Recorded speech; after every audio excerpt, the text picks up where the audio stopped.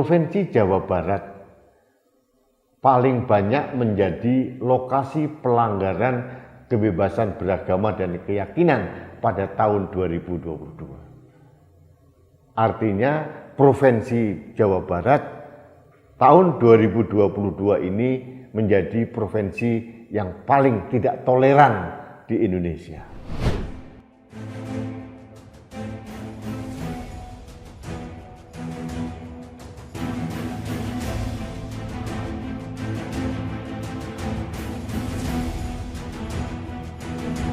Halo sahabat Indonesia, kita bertemu kembali dalam Opini Rudy edisi hari Minggu. Sahabat Indonesia, kemarin saya membaca hasil survei atau kajian atau laporan akhir tahun dari Imparsial. Imparsial itu adalah NGO dari Indonesia, singkatan dari Indonesian Human Rights Monitor atau Imparsial.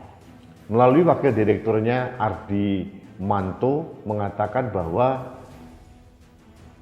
Provinsi Jawa Barat paling banyak menjadi lokasi pelanggaran kebebasan beragama dan keyakinan pada tahun 2022. Artinya Provinsi Jawa Barat tahun 2022 ini menjadi provinsi yang paling tidak toleran di Indonesia.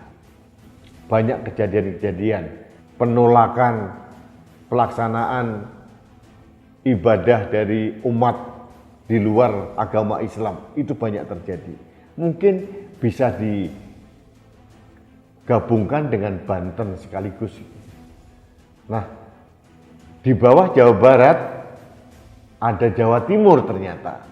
Kemudian Nusa Tenggara Barat, Sumatera Utara, DKI Jakarta, dan Aceh.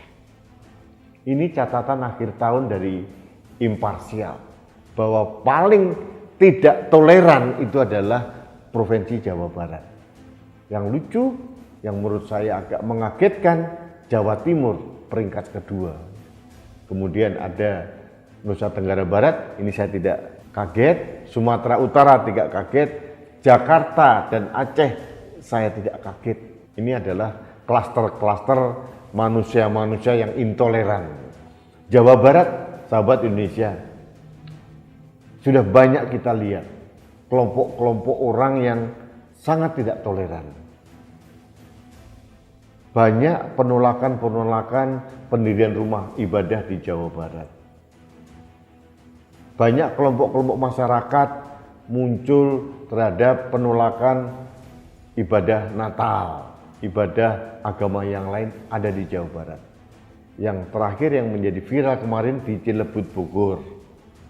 Kemudian di Cianjur ada sumbangan dari gereja dicopoti oleh ormas intoleran di sana. Ini menurut saya menjadi catatan penting buat kita. Dan menurut Indonesian Human Rights Monitor atau Imparsial, ada keterlibatan kepala daerah dalam tanda kutip negara dengan N kecil dalam merajalelanya kasus pelanggaran kebebasan beragama dan berkeyakinan. Banyak juga kepala daerah dan aparat keamanan tidak berani menindak kelompok-kelompok yang intoleran, yang melanggar kebebasan beragama dan berkeyakinan di daerahnya. Banyak kepala daerah, banyak aparat keamanan di daerah yang mintanya seperti ayam sayur dalam menghadapi kelompok-kelompok intoleran. Yang terjadi, kelompok-kelompok intoleran besar kepala dan semakin merajalela. Dalam hal ini memang negara, dalam hal ini pemerintah pusat harus berani ikut campur.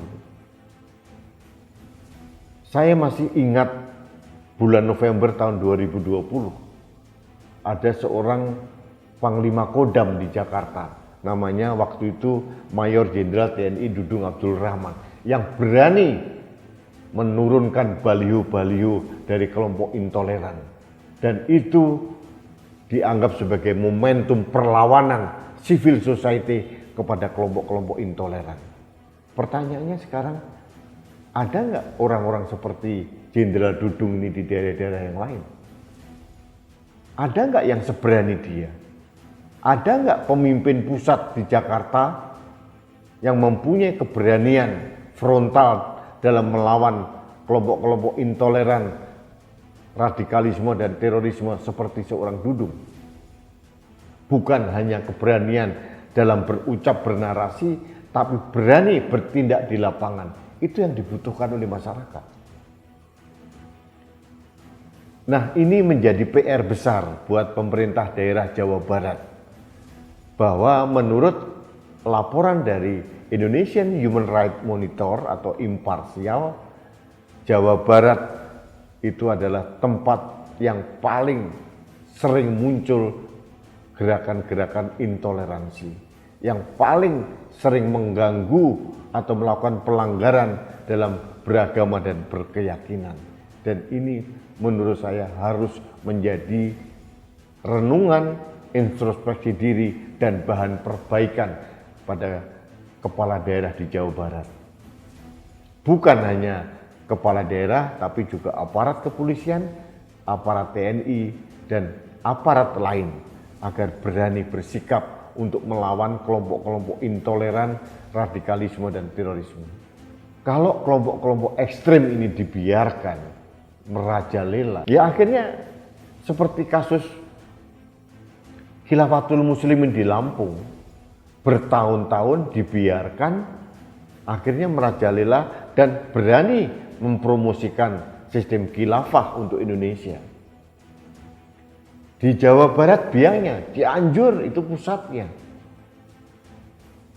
Dan belum ada ketegasan yang signifikan yang bisa dirasakan masyarakat dari pemerintah daerah maupun pemerintah pusat untuk memberangus kelompok-kelompok yang sangat mengancam kebinekaan kita, mengancam keberagaman kita, dan mengancam Pancasila.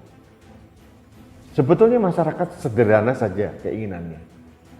Kita ini sudah tidak perlu lagi membahas tentang Pancasila sebagai dasar negara, sebagai falsafah dalam berkehidupan berbangsa dan bernegara. Yang kita inginkan adalah keberanian pemerintah, baik pusat maupun daerah, untuk menangkal kelompok-kelompok ekstrim yang membahayakan keindonesiaan kita. Itu saja keinginan kita. Nah, sahabat Indonesia, kita menunggu keberanian dari kepala daerah, keberanian dari pimpinan aparat kepolisian, TNI di daerah, maupun pimpinan pusat untuk mempunyai konsep yang jelas dalam menghadapi kelompok-kelompok intoleran.